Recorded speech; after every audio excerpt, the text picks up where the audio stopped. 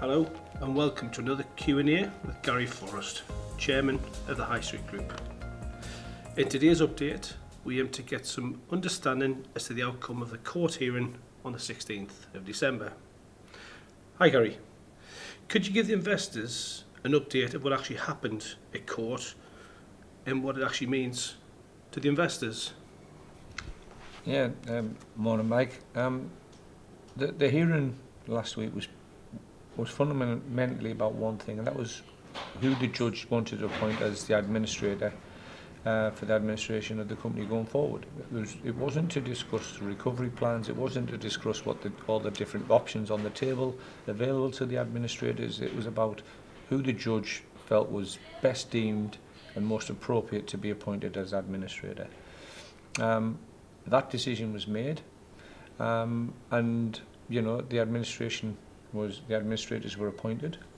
And what that means from here is that the administrators now need to do a total review of the business. I've already had meetings with them. They need to look at the recovery plan. They need to look at the other options on the table and determine the best solution forward to recover the biggest amount of money for all creditors.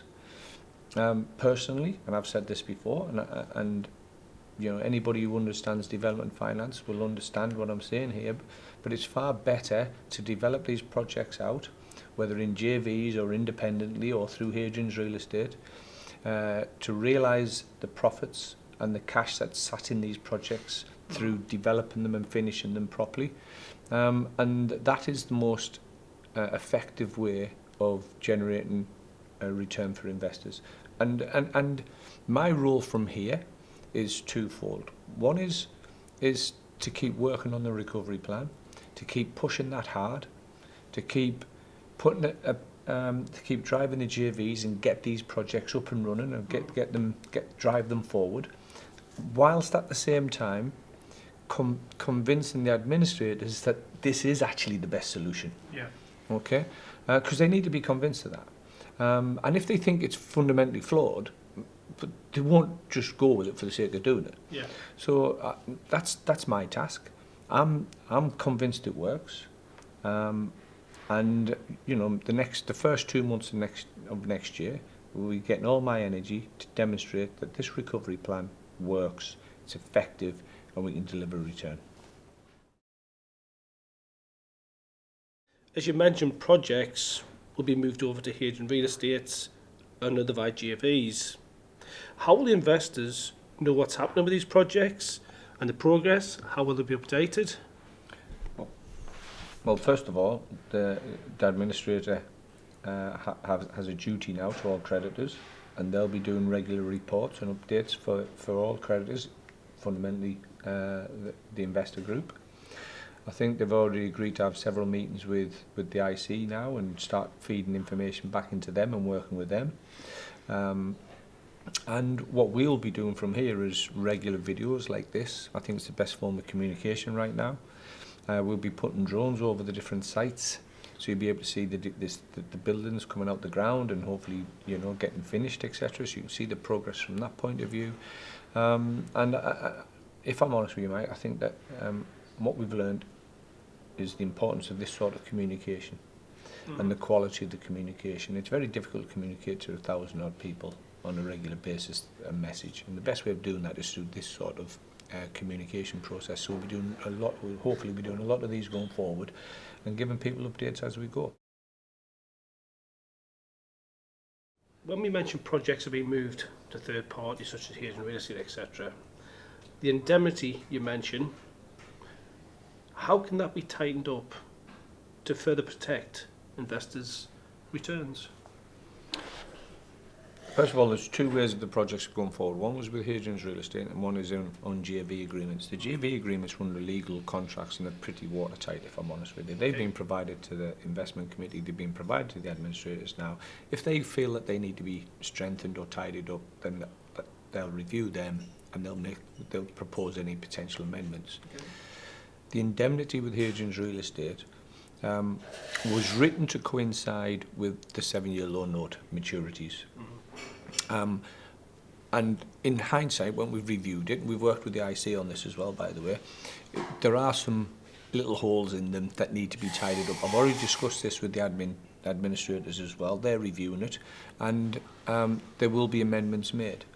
The amendments will be to tighten it up, to strengthen it, and it will also be there to give to make sure that if in the future, post year 5 or 6, Hadrian's bring a project on in say let's assume Hadrian's bring a project on in 3-4 years time, okay, using the cash that's been generated off all these projects that they're doing now and the profits of these projects, and they do this great new massive project, but it doesn't mature for another 3 years after that, post the indemnity date. Yeah.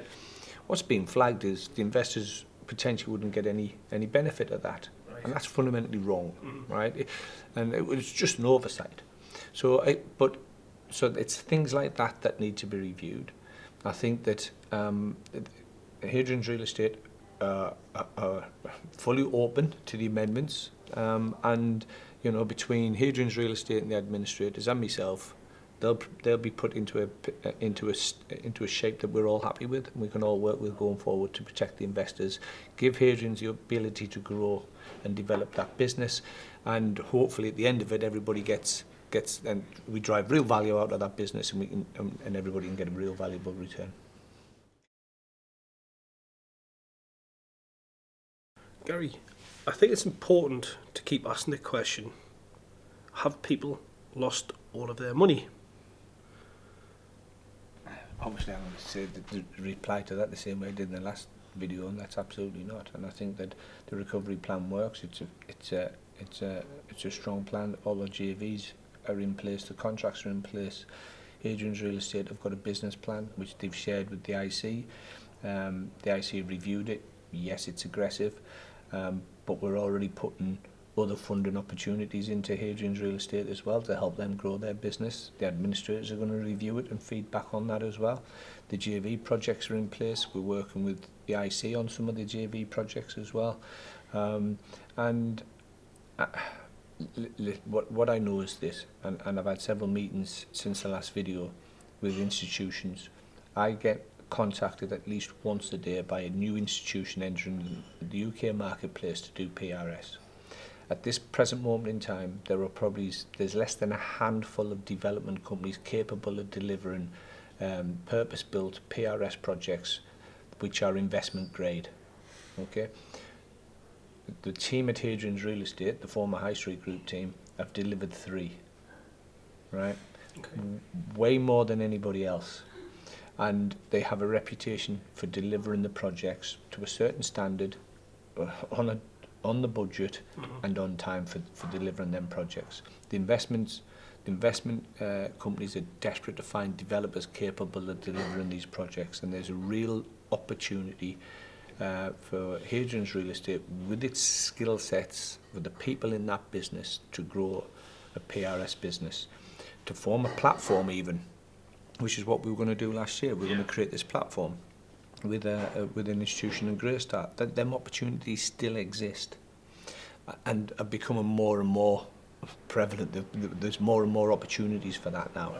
And, you know, as I said before, I think in a strange way, we might have been 2 or 3 years ahead of the game. And at the time when we first went into PRS, a lot of the institutions say, yeah, we're looking at it, but they're not committing to it just yet. Now they're at the point where they want to commit to it, but the problem they've got is there's no developers capable of delivering. Yeah. And, you know, Hadrian's are in a really unique, strong position to take advantage of that. So, you know, I've got faith in that team to deliver. I've got faith. I know the JVs will work. I know the returns that they'll deliver.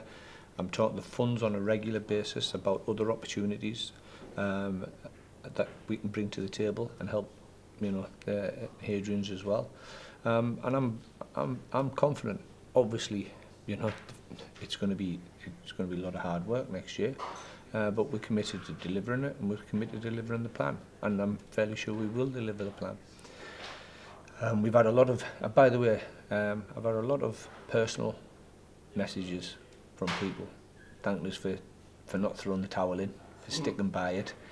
want to be part of the understand the long game, want to be in the long game. Yeah. And I'd like to thank everybody for them, because it does help you. It does help keep you motivated to push on. The easy solution for me here, Mike, is let the administrators come in and liquidate the whole thing. Yeah. That's the easy out for me. And that's right? not good for the investors. It's not good for the investors. I'm telling you, it's not good for the investors. It's not what I want to happen. I'm quite happy to commit to making this work, and it will work. All right. So I'm thankful for all them personal messages, and I'd like to thank everybody for the support to date. It's not been great. It's been a tough 18 months. There's no doubt about that.